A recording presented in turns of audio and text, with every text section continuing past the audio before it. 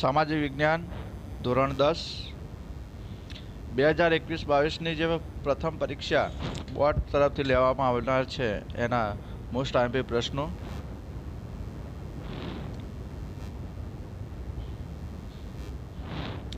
પાઠ નંબર 1. પ્રશ્ન નંબર 1. પ્રાકૃતિક વારસાનો અર્થ સમજાવી ભારતના પ્રાકૃતિક વારસામાં સમાવેશ થતી બાબતો જણાવો. પ્રશ્ન નંબર 2. ભારતની પ્રાચીનતમ પ્રજાનો પરિચય આપો. પ્રશ્ન નંબર 3. ભારતના પ્રાકૃતિક વારસો અને સાંસ્કૃતિક વારસા વચ્ચેનો તફાવત જણાવો. પ્રશ્ન નંબર 4. વારસો એટલે શું? પ્રશ્ન નંબર 5. આપણે નદીને લોકમાતાનું બહુમાન આપ્યું છે શા માટે? પ્રશ્ન નંબર 6. ભારતની સંસ્કૃતિમાંથી કઈ 3 બાબતોનો અનુભવ થાય છે? પ્રશ્ન નંબર 7. હિમાલયમાં કયા પ્રસિદ્ધ યાત્રાધામ આવેલા છે? પાઠ નંબર 2માંથી પૂછાતા પ્રશ્નો. ટૂંક નોટ લખો ભારતની માટીકામ કલા.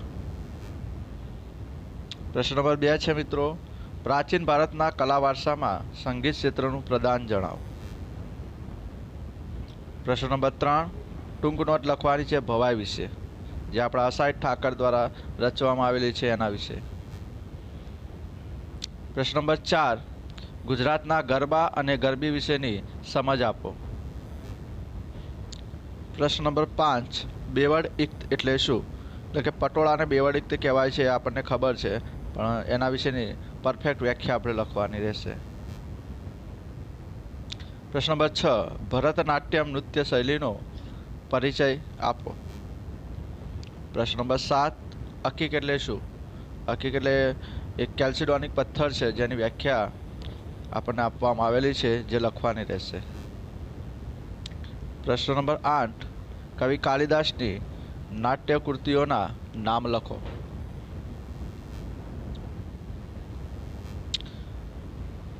પાઠ નંબર 3 માંથી પૂછાતા પ્રશ્નો. પ્રશ્ન નંબર 1 છે, મોહેજો-દડોની નગર રચનામાં રસ્તાઓ અને ગટર યોજના વિશે માહિતી આપો. પ્રશ્ન નંબર 2. ધોળાવીરા વિશે ટૂંક નોટ લખો. અને પ્રશ્ન નંબર 3 છે આપણો, મોઢેરાનું સૂર્ય મંદિર વિશે ટૂંક નોટ લખો. પ્રશ્ન નંબર 4. સ્થાપત્ય એટલે શું અથવા તો શિલ્પ એટલે શું? પ્રશ્ન નંબર 4. પાઠ નંબર 4 એનો પ્રશ્ન 1 છે, નાલંદા વિદ્યાપીઠ વિશે માહિતી આપો. પ્રશ્ન નંબર 2. તક્ષશિલા વિદ્યાપીઠ વિશે ટૂંક નોટ લખો. પ્રશ્ન નંબર 3 છે, ભારતમાં વેદો કેટલા છે અને કયા કયા તે જણાવો. પ્રશ્ન નંબર 4. અમીર ખુસરોનો પરિચય આપો. પ્રશ્ન નંબર 5. ગુજરાતી સાહિત્યની અંદર ગદ્ય અને પદ્ય સાહિત્ય વિશે ટૂંક નોટ લખો.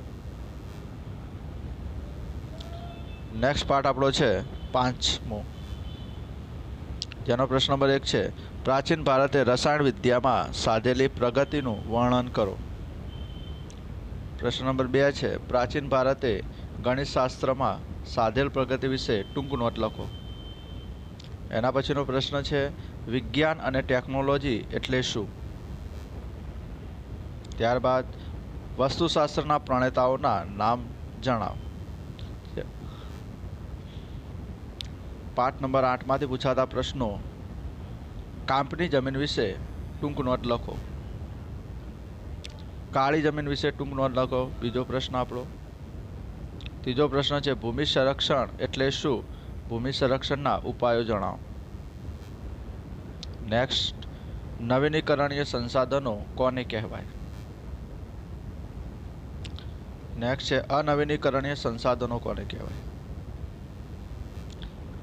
એના પછી આપણો પાઠ છે 9મો.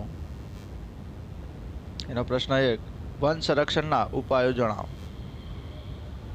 પ્રશ્ન નંબર 2 છે, વન્યજીવોના સંરક્ષણ માટેની વિવિધ યોજનાઓ જણાવો. એના પછી છે, અભયારણ્ય એટલે શું? એના વિશે વ્યાખ્યા લખવાની રહેશે.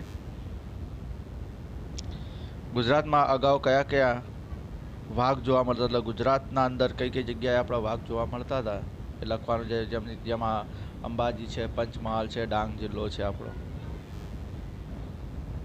પાઠ નંબર 10 એમાં ભારતમાં કૃષિ ક્ષેત્રે થયેલા કાં તો ટેકનિકલ સુધારા પૂછે કાં તો સંસ્થાગત સુધારો, બંનેમાંથી ગમે તે એક. અને બોર્ડની અંદર પણ આ પ્રશ્ન આઈએમપી હોય છે મિત્રો.